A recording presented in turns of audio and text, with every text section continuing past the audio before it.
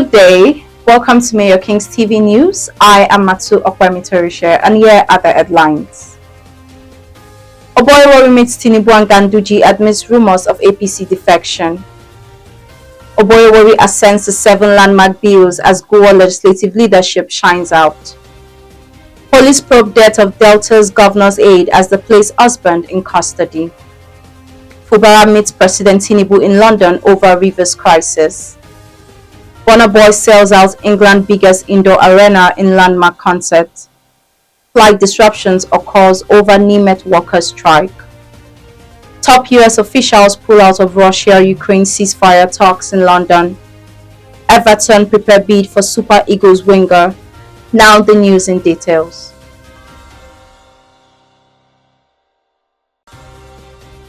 Despite several deniers in a development that has sparked fresh political conversations across Delta State and beyond, Governor Sheriff Oborevwori of Delta State has reportedly met with President Bola Ahmed Tinubu and the National Chairman of All Progressive Congress APC, Dr. Abdullahi Ganduje, to perfect his defection plans.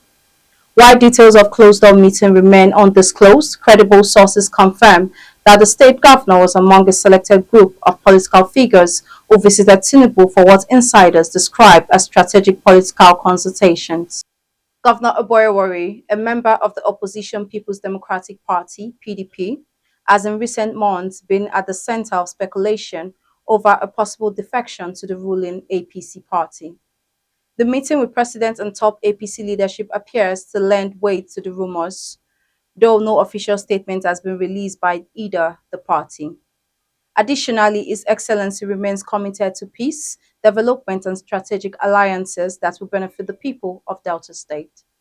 However, political analysts suggest the meeting, if connected to a planned defection, could significantly reshape the political dynamics in the South-South region, politically as Nigeria approaches another electoral cycle.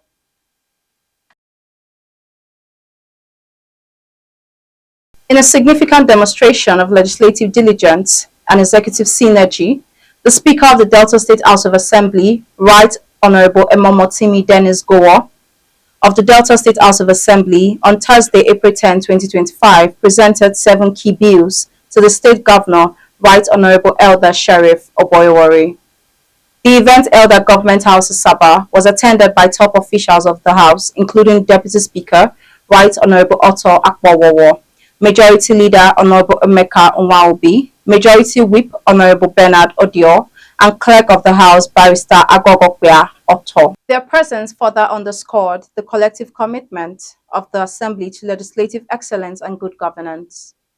Right Honorable Gowa, known for his legislative acumen and strategic leadership, emphasized that the bills underwent rigorous legislative processes before reaching the governor, in accordance with the Constitution of the Federal Republic of Nigeria as amended, recalling that the 7 bills are centered to her Delta State Fiscal Planning and Urban Renewal Bill, Delta State Film and Video Concert Board Bill, Delta State Electricity Power Sector Bill.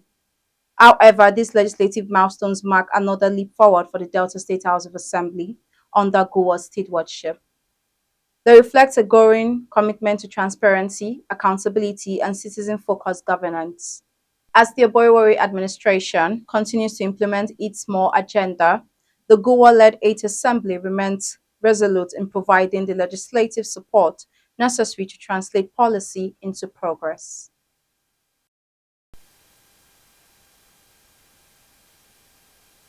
Delta State Police Command has commenced a full-scale investigation into the circumstances surrounding the death of Chief Shimite Bello Love, Special Advisor on Trade and Export to Governor Sheriff Oborevwori, who died under mysterious circumstances on Easter Monday in Asaba, with reports suggesting she may have been poisoned. The command spokesperson Brighter Daffy confirmed that autopsy is being conducted to determine whether her death was natural or if foul play was involved. It stated that her husband, who reported her death to the police, is currently in protective custody. According to Daffy, following the husband's report, the deceased family later filed a formal complaint alleging possible foul play and expressing suspicion about the husband's involvement. Governor Oborevwori, in a statement issued by his Chief Press Secretary, Sir Festus Ayon, expressed profound grief over Chief Love's passing, describing her as an intelligent, charismatic leader who served the state with distinction.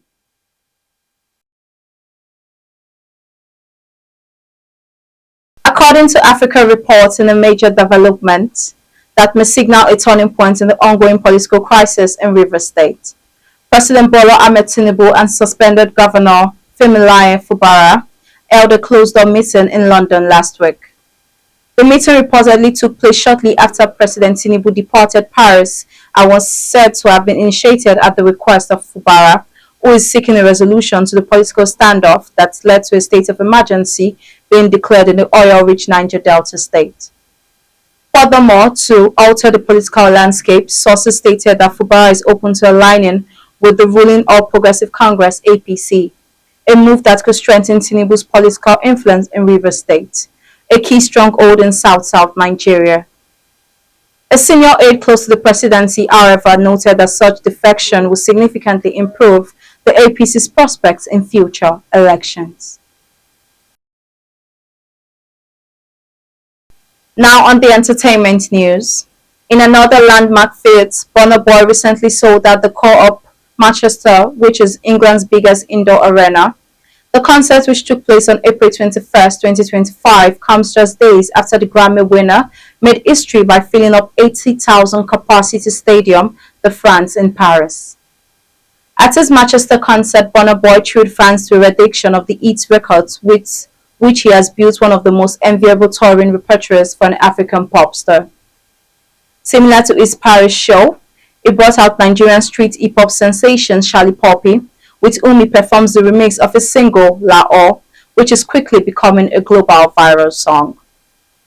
He also welcomed Joe Duet-Filler, joining him on stage to perform their collaboration for Campele after they both performed at the Stade de France. Following his sold-out Manchester concert, the hitmaker will be returning on stage April 24th as an headliner for the Jazz and Heritage Festival, New Orleans.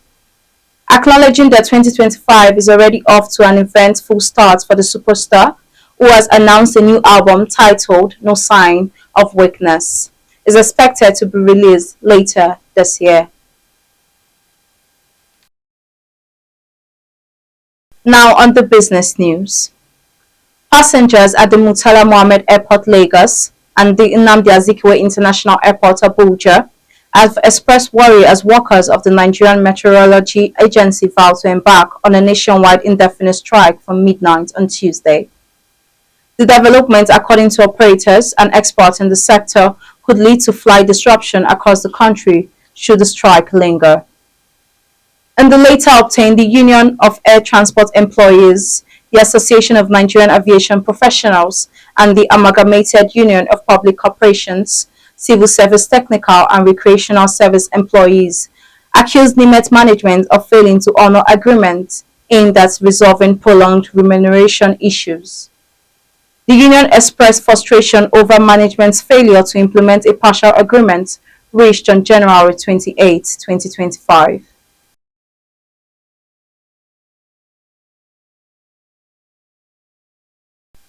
Now on the foreign news. London talks aimed at securing a ceasefire between Ukraine and Russia have been downgraded and will no longer include US Secretary of State Marco Rubio and Special Envoy Steve Witkoff. The meeting on Wednesday will instead take place among senior officials from the UK, France, Germany, Ukraine and US, while the UK Foreign Secretary David Lammy will host a liberal meeting with his Ukrainian counterpart. Trump's Ukraine envoy, General Kurt Kellogg, is attending the talks instead of Witkoff and Rubio, who referred to Wednesday talks as technical meetings. The US Secretary of State will instead focus on talks in Moscow this week as the pace of diplomatic efforts to end the war quickens. However, Ukrainian President Volodymyr Zelensky has ruled out recognizing occupied crimes as Russian territory after reports suggested that this was being considered by the US and the Kremlin.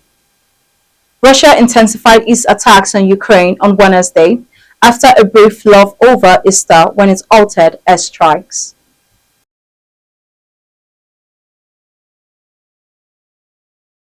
Now on the sports news.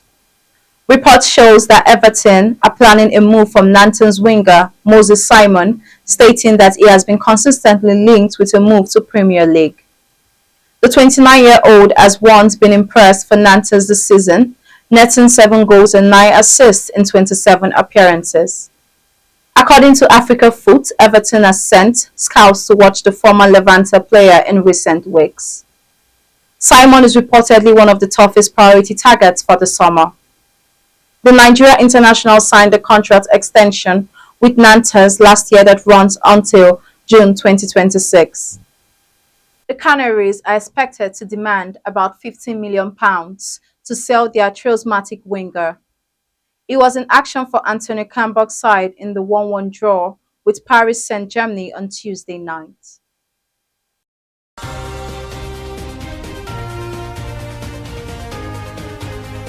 Now a recap on our headlines. Oborevwori meets Tinubu and Ganduje amid rumours of APC defection. Oborevwori ascends to 7 landmark bills as Goa's legislative leadership shines out. Police probe death of Delta's Governor Aide as they place husband in custody. Fubara meets President Tinubu in London over Rivers crisis. Burna Boy sells out England's biggest indoor arena in landmark concert. Flight disruptions occurs over Nimet workers' strike. Top US officials pull out Russia-Ukraine ceasefire talks in London. Everton prepared to bid for Super Eagles winger. That's the news as detailed by Timiala Emanuela. I am Matsu Okwemitorishe. Thanks for watching.